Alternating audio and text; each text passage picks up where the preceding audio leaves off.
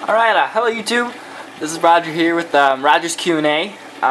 This is my first one. So we got Jmadden184 who asked the question, what is considered stable in a reef tank?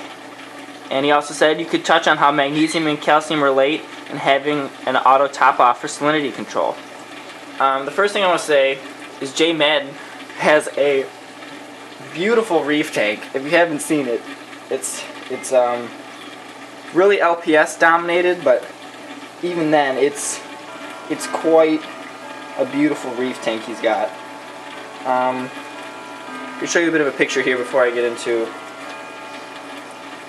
his question, which is a really good question, because that was when I first started in the reef tank hobby, that was the first thing I didn't understand was how exactly these corals are growing and how they're, how everything matters. So well, when that loads, I'm going to dip right into his question.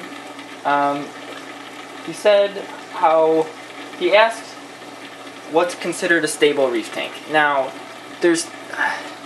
stability is a major function in how especially your more sensitive corals, and even like inverts such as anemones and clams, how they grow and thrive. So the last thing you want to do is have extreme changes in anything. Extreme changes in water temperature, salinity, calcium, alkalinity, magnesium, strontium, iodine. You don't want any radical up and down changes in your reef tank. Now, he said how magnesium and calcium relate. So we all know that calcium and alkalinity are the two major parts of a coral skeleton.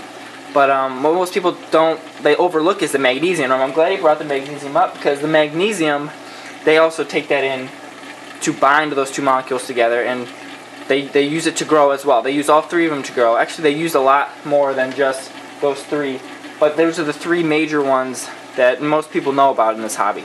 So what magnesium does in the water is it prevents the calcium and alkalinity from precipitating out and becoming like snow in your tank.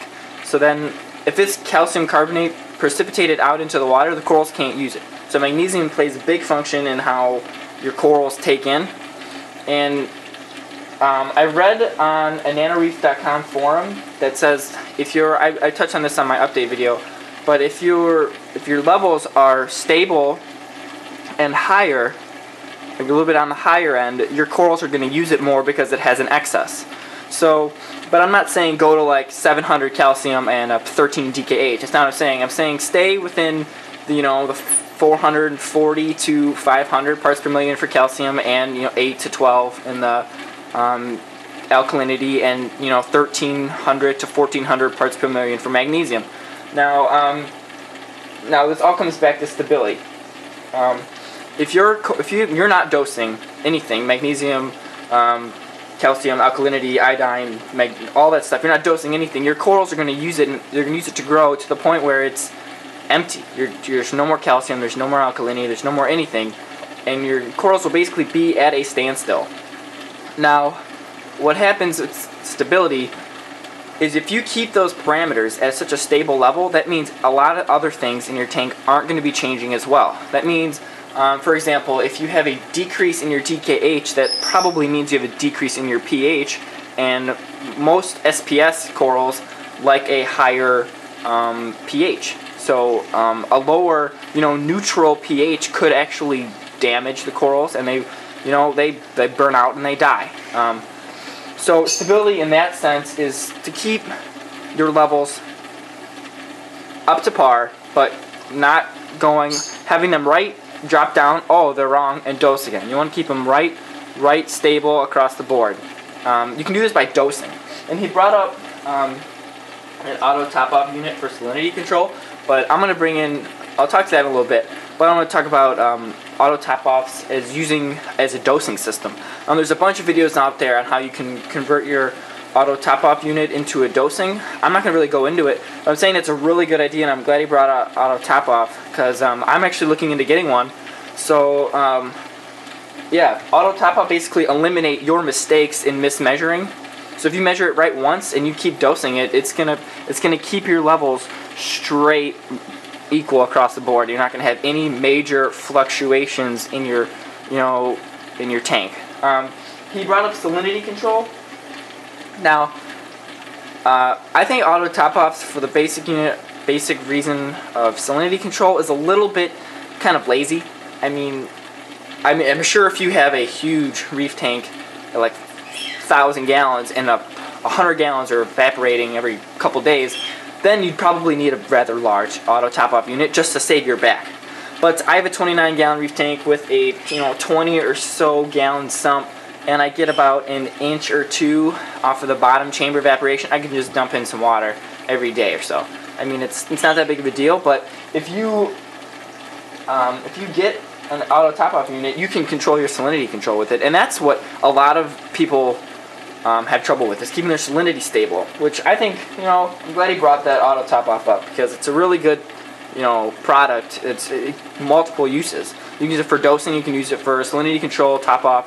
So, it's good. I'm going to get one, but I don't know if I'm going to make a dosing system out of it or what yet.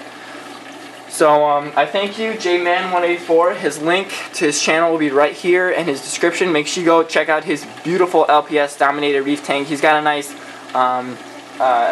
really beautiful tank. He's got a really nice long update video that stated a lot of his updates, and it's in 1080p, and the colors on his corals are amazing. I'm jealous. But, so yeah, make sure you go check his videos out. He's got a couple. He's got a review on a reef keeper, his reconstruction video. I'm looking at all of his videos right now, and they're really, he's got a nice tank. So thanks guys for watching, and thank you J-Man for sending in the first question for Roger's Q&A. Make sure you guys, if you guys want me to answer a question that you send in, make sure you just message me the question. Don't reply to this video. Message me the question with Roger's Q&A as the caption, and I'll get back to you, give you a nice little shout out, review some of your videos, kind of bring it up. And yeah, that's basically all I got. Thank you again, J-Man, and make sure you guys check out his channel. Make sure if you guys still are unclear about my answer, because I know it kind of went off on many tangents, just make sure you leave any questions below and I can answer them too. And if J-Man, I didn't answer your question, write another question here and I'll try my best to answer it again. So thanks again guys for watching, and I'll see you guys later. Happy reefing.